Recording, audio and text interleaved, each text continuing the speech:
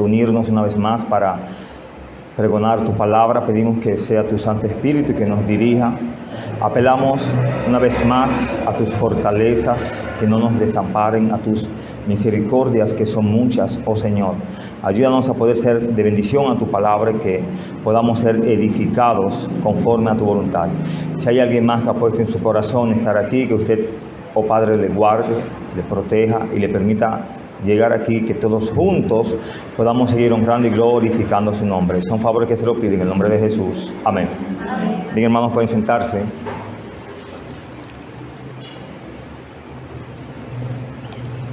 Si mal no recuerdo, la última vez que estuve aquí de tarde, hablamos de 1 de Pedro 2, 1 a 5. Allí pudimos tratar el tema, si mis sentidos y memoria no falla, la gloria eterna de la palabra de Dios, basado en 1 de Pedro 2, 1 a 5. Y pudimos tratar solo 2 puntos en aquel momento.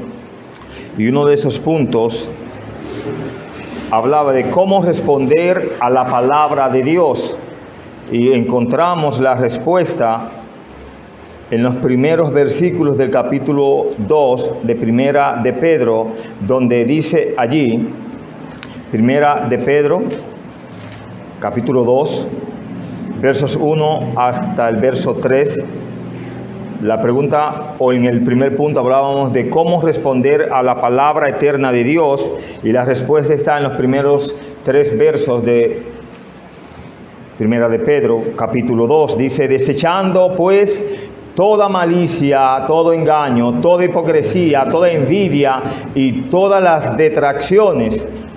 Eso es lo primero que debemos de hacer para poder responder a la palabra de Dios.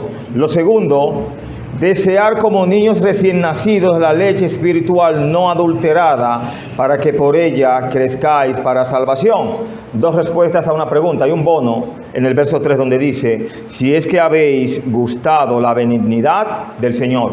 ¿Lo tratamos o no tratamos este punto?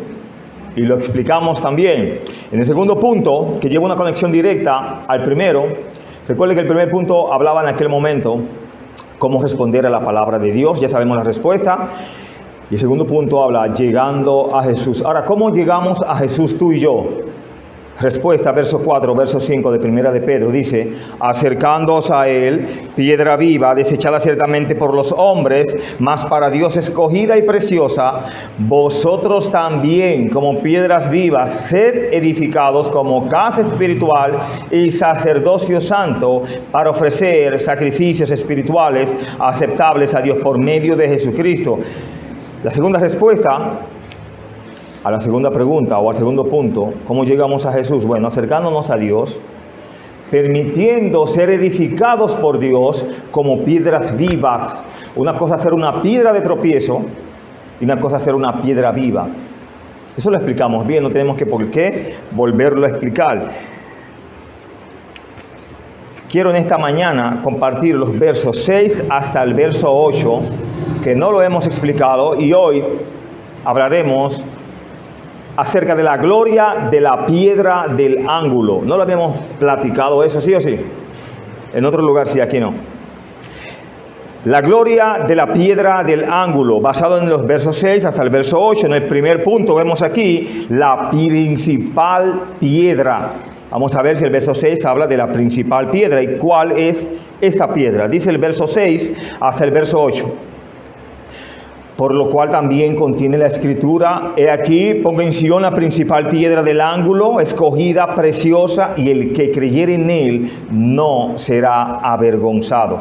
Vosotros también, pues, los que creéis, él es precioso, pero para los que no creen, la piedra que los edificadores desecharon ha venido a ser la cabeza del ángulo. Y un poco más. Y piedra de tropiezo y roca que hace caer, porque tropiezan en la palabra, siendo desobedientes, a lo cual fueron también destinados. Es como un poco fuerte este verso 8. Me dice al final, siendo desobedientes, y más al final termina diciendo, a lo cual fueron también destinados. Si nosotros fuéramos si nosotros fuéramos edificados en una casa espiritual, no hay duda de quién sería nuestra principal piedra o nuestra piedra del ángulo.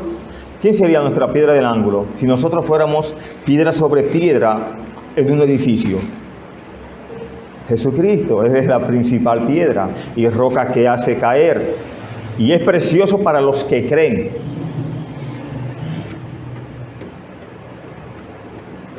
A pesar de que los hombres lo desecharon, ha venido a ser la piedra del ángulo en la edificación de la iglesia. No importa el que no crea, Él es la piedra principal de la iglesia. Y dice más adelante la Escritura que las puertas del Hades no prevalecerán contra la iglesia. Si usted piensa cómo es la puerta del Hades, imagine una puerta muy fea, muy difícil, una puerta que tal vez bote fuego, pero con todo ese esplendor y mal no avasallará la iglesia. Al contrario, la iglesia avasallará esto.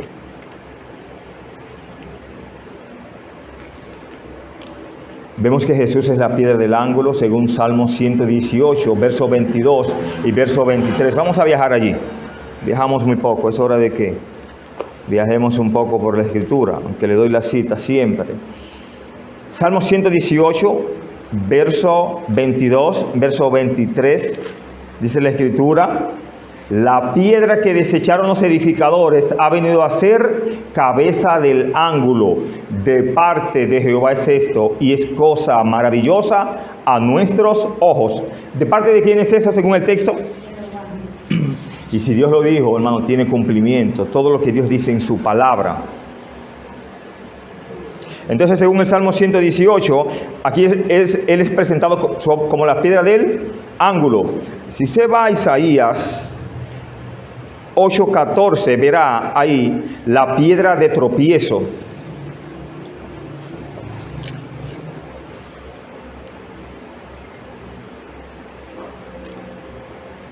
¿Lo encontró?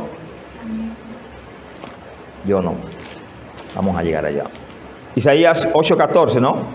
Dice: entonces Él será por santuario, pero a las dos casas de Israel por piedra para tropezar y por tropezadero para caer, y por lazo y por red al morador de Jerusalén. Ahí Isaías habla de la piedra de tropiezo, pero más adelante Isaías nos muestra la piedra del ángulo o la piedra de fundamento. Isaías 28:16. Isaías 28:16. Dice la Escritura en Isaías 28:16, a la 1, a las 2, y aquí estamos. 28:16. Por tanto, Jehová el Señor dice así: he aquí que yo he puesto en Sión por fundamento una piedra probada, angular, preciosa, de cimiento estable. El que creyere, no se apresure. Hermoso texto, ¿no es? Vamos a ver qué más nos muestra la palabra de Dios. En Daniel 2 vemos la piedra supernatural. ¿Recuerdan ustedes aquel gran sueño que tuvo ese rey? Que para colmo, él pide a todos sus sabios, seguidores y demás, que descifren el sueño. Y ellos le preguntan: ¿cuál sueño, mi señor? Yo lo olvidé, dígamelo. No lo sabemos, porque eso no había pasado nunca, según las Escrituras. Lo que tenemos aquí asentado, ningún rey había soñado y no había dicho el sueño para entonces nosotros descifrárselo. El que no me lo diga ha de morir, y todos los sabios morirán también. Qué difícil este faraón, ¿no? Con la sabiduría que caracterizaba a Daniel tocaba también parte en eso. Era parte de los sabios. Él le dice al capitán, con mucho respeto: señor, ¿cuál es la causa por qué han de morir tantas personas? Bueno, el rey ha tenido un sueño, nadie se lo sabe, ni los sabios, y él manda que todos los sabios entonces mueran. No van a estar cobrando y no hacer el trabajo, ¿no? Permítame presentarme ante él. Y el Dios a quien yo le sirvo, Él dará la interpretación. Eso es mucho, ¿no? Decir esto, porque es poner prácticamente su cuello en remojo, ¿no? Y cuando él llega allí, le presentan a Daniel y él le deja saber el sueño, y Daniel entonces le dice, como dice ahí, estamos en Daniel 12, es un capítulo largo, pero una historia bonita. Allí Daniel, vamos a ver varios versos, a ver si está aquí asentado, Daniel 2. Vamos al verso 28. Daniel 2, 28. A ver qué dice. Dice aquí, verso 28. Dice Daniel, okay. Verso 27, tomemos el contexto. Desde el verso 26 agarremos. Respondió el rey y dijo a Daniel, al cual llamaban Belsasar, ¿podrás tú hacerme conocer el sueño que vi y su interpretación?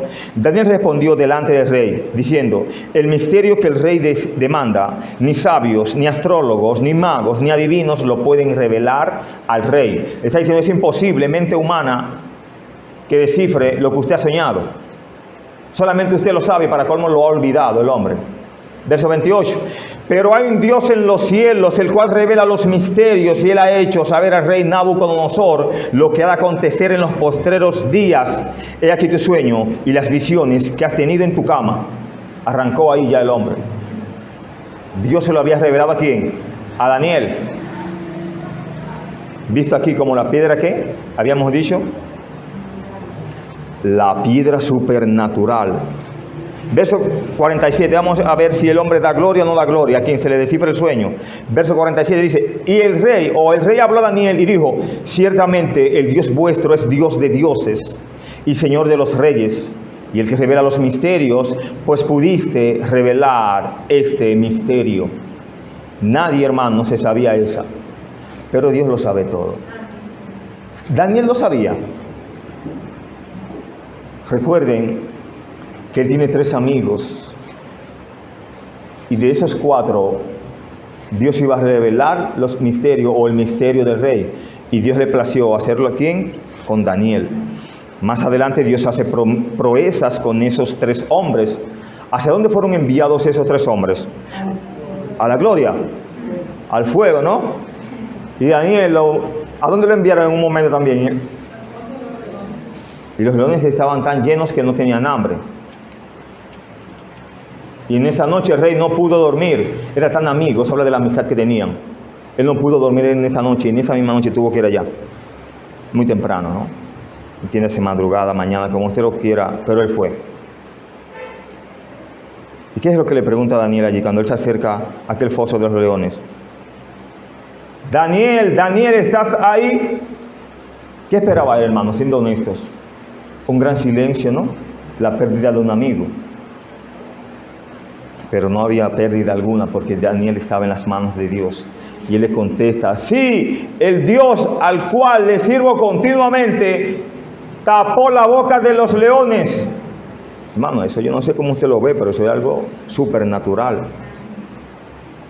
Pero sigamos aquí, vamos aquí en el mensaje. Esos temas son muy fuertes. Para mí, no sé, soy muy sensible al tacto a veces, ¿no? Sigue diciendo aquí, la piedra que le dio agua a Israel en el desierto, según 1 de Corintios 10:4, donde allí dice, y todos bebieron de la misma bebida espiritual que los seguía. Y la roca, ¿quién era? Moisés. La roca era Cristo. Por eso la falta que Moisés comete al golpear la roca cuando se le había dicho que solo debía ¿qué? Hablarle, ¿no? En la primera versión, en la primera instancia, Dios le dice, golpea la roca para que suelte agua, ¿no? Era lícito, permitido por Dios. Pero en la segunda, este pueblo rebelde tenía hasta el colmo, le habían amargado la vida a Moisés mucho, ¿no? Y él no estaba como en su mejor momento espiritual y comenzó a reprenderlos. Cuando Dios le había dicho cuál era el mensaje que él debía de dar, él había dicho anteriormente, háblale solemnemente.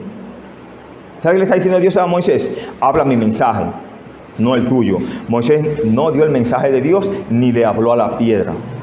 Ya usted sabe qué le costó a Moisés esto. ¿Qué le costó a esto? ¿Qué le costó a Moisés? Dios le permitió verla a distancia, muy cerca, pero no entrar en ella. Ni los que tenían 20 años hacia abajo. Eso sí entraron, los de 20 hacia abajo. Los de 20 hacia arriba, por incrédulos, por desobedientes, también murieron, perecieron en el desierto. Hubo muchos entierros en el desierto entonces, muchas tumbas, porque murió gran pueblo. Pasemos al verso 7, donde nos dice, estamos en 1 de Pedro 2, el verso 7 dice, para vosotros pues, los que creéis, Él es precioso. ¿Qué más dice? No dice nada ya. Estamos en 1 de Pedro capítulo 2, verso 7 dice, para vosotros pues los que creéis Él es precioso, pero para los que no creen, la piedra que los edificadores desecharon ha venido a ser la cabeza del ángulo. ¿De qué nos habla esto? A pesar de que esta piedra del ángulo es rechazada por los desobedientes e incrédulos, indudablemente Él es precioso. El hecho de que tú le hables de Cristo a una persona y esa persona lo rechace, Dios no deja de ser lo mejor que hay para esa persona, aún esa persona rechazarlo. ¿Sabía usted eso? Él no deja de ser precioso. El Evangelio no pierde su poder porque algunos lo rechazan. Al contrario, adquiere más poder porque ya se le cumplió a esa persona el que le llegue el Evangelio. Lo rechazó. Ya usted sabe, no hay más remedio para eso. Solamente que se arrepienta. Él es precioso para todo aquel que cree. Una manera de saber si una persona tiene fe bíblica verdadera es ver si Jesús es verdaderamente precioso. ¿Dónde? En su vida. Nadie da de lo que no tiene. Uno da de la abundancia del corazón. Eso decía un predicador en la guagua. Desde que me subí hasta donde él se apió, hasta donde yo me apié, dando un mensaje ahí. Tenía un espíritu de preocupación por las almas ahí. Desde que entré le hablaba a una persona que nos sentamos al lado. Yo tuve que moverme para acomodarme mejor, pero él no dejó de hablarle a esa persona. Luego se paró también cuando estuvo llena la guagua.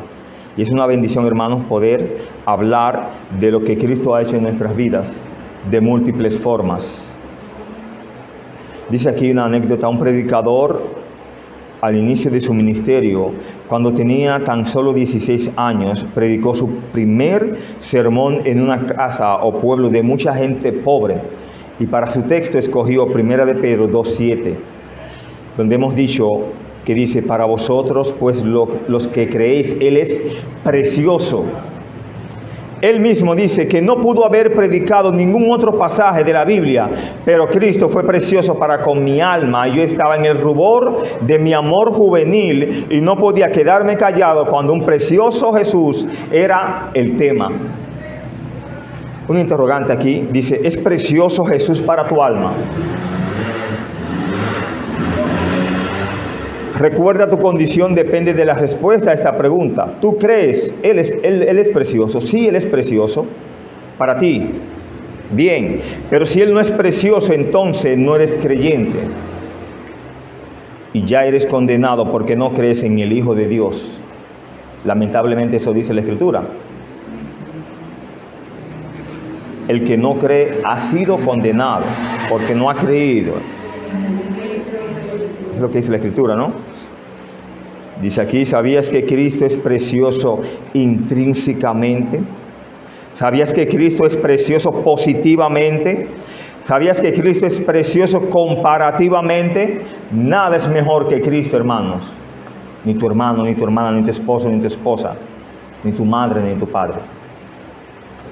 Cristo es precioso superlativamente. Cristo es precioso adecuadamente a la necesidad de cada creyente. Solo Cristo puede satisfacer todas nuestras necesidades. Nadie más lo puede hacer. Por tanto, dice aquí, ustedes que creen en su preciosura, la declaración no es que los creyentes solo conozcan la preciosura de Cristo, sino que la compartan, como hacía la persona en la guagua, ¿no? Como lo hacemos con este gran silencio y cuando caminamos y cuando decimos buenas tardes, y buenas tardes, varón, y decimos buenas noches, sierva. No solamente se torna un saludo, sino la identificación de alguien ahí, sin tener que predicar.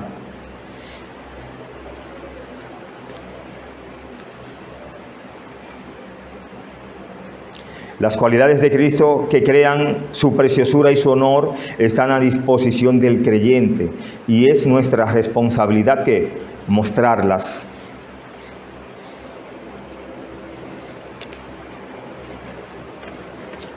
Dice en la parte B del verso 7, la piedra que los edificadores desecharon ha venido ¿a qué? A ser la cabeza del ángulo. ¿De qué nos habla esto en este verso 7, parte B? Bueno, aquellos que rechazan a la piedra angular, rehusándose a construir sobre él, se tropiezan sobre él en vez de ser su salvación. Jesús se convierte en una roca que hace caer. Y créalo, nadie que se ha metido con el Señor ha ganado, más bien ha caído. Jesús citó este pasaje en el Salmo 118 en consideración a él mismo en Mateo 21, 42. Mateo 21, 42, si mis fallos no están, dice, Mateo 21, 42. Pero antes de ahí, vamos a ir a Mateo, vamos a leerlo, no hay problema. Estamos aquí, tenemos, usted no viajará, que viajar ese yo. Creo que voy a terminar con Mateo 21. Ok, Mateo 21, 42 dice, Jesús le dijo, ¿nunca leíste en las Escrituras? La piedra que desecharon los edificadores ha venido a ser cabeza del ángulo. El Señor ha hecho esto y es cosa maravillosa a nuestros ojos. Una piedra del ángulo es el comienzo de un edificio. Todo lo demás se construye en base a la piedra del ángulo. Porque está en el ángulo la misma piedra que es el comienzo de dos paredes. Así pues Jesús puso el curso para que ambos, judíos y gentiles, fueran unidos por la casa gloriosa de Dios. Recuerde que en Filipenses capítulo 2 allí habla de que los gentiles habían nacido con varias características y por siglos la llevaban. ¿Cuáles eran esas? Sin Cristo, sin salvación, sin esperanza. ¿Cuántas más? Ajenos a los pactos y a las promesas. Alejados de Dios. ¿Cuántas cosas siendo gentiles, no? Y estábamos tú y yo en ese plan. Pero Dios cambió el plan enviando a Jesucristo mismo y hacer de los dos, de los judíos y los gentiles, una sola casa.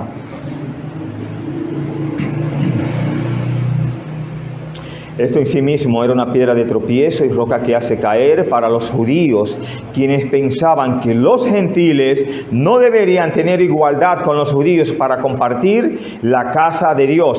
En el pensamiento de muchos judíos en ese tiempo, Dios no debería de tener un nuevo templo para ambos judíos y gentiles. Él simplemente debió de haber renovado la estructura del judaísmo en ese tiempo, agregando a Jesús como el Mesías e invitado a los gentiles a esa estructura.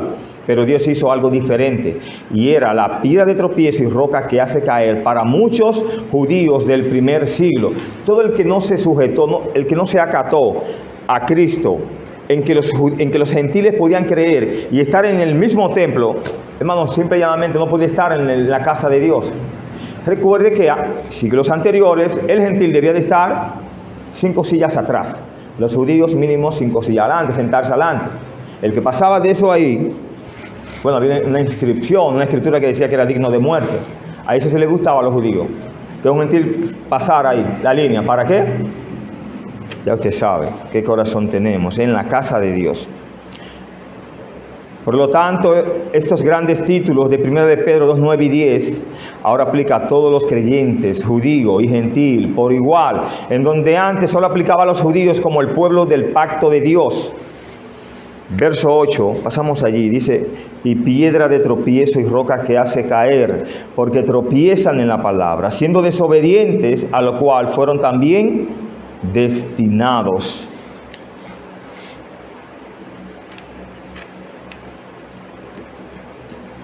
Para aquellos que son desobedientes a su palabra,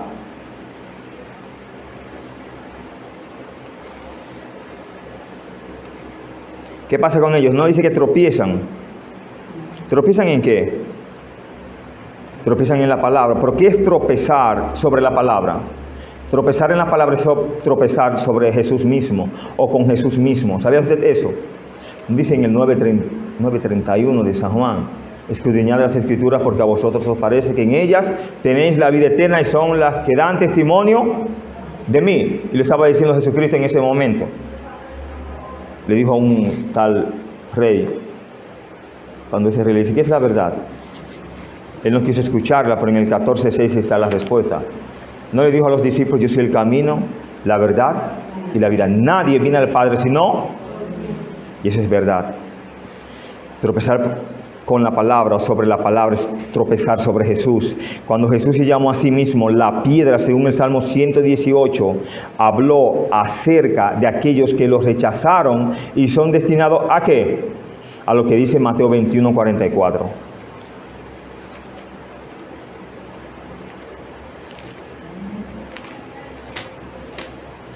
Mateo 21:44. Les prometí terminar con el libro de Mateo. Así será, Dios mediante. Dice: y el que cayere sobre esta piedra será quebrantado, y sobre quien ella cayere le desmenuzará. No sé qué usted desea, que su corazón duro sea quebrantado por el Señor, o por su desobediencia la roca lo desmenuce, lo aplaste. Usted elige. Que Dios les bendiga. Muchas gracias.